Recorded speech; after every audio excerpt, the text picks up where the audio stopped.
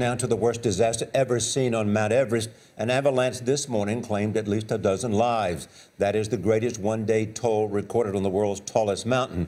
Clarissa Ward is in London following the frantic search for victims. Clarissa, good morning.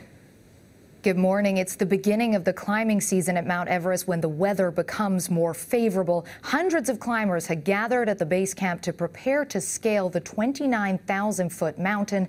Guides were out on the slopes fixing routes and ropes when the disaster struck.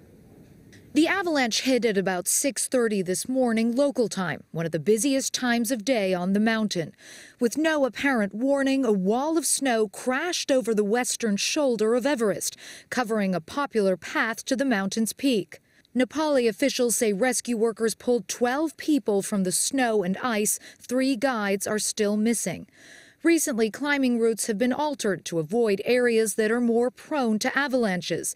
But this one was so vast, it simply didn't matter.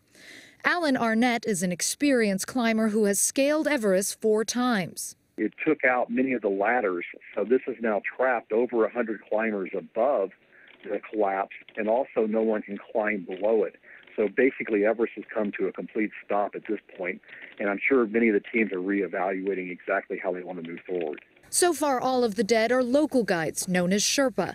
They are the backbone of Everest, responsible for fixing ropes, preparing routes, and carrying food and oxygen for the climbers. More than 4,000 people have scaled Mount Everest since it was first climbed by Edmund Hillary and Sherpa Tenzing Norgay in 1953.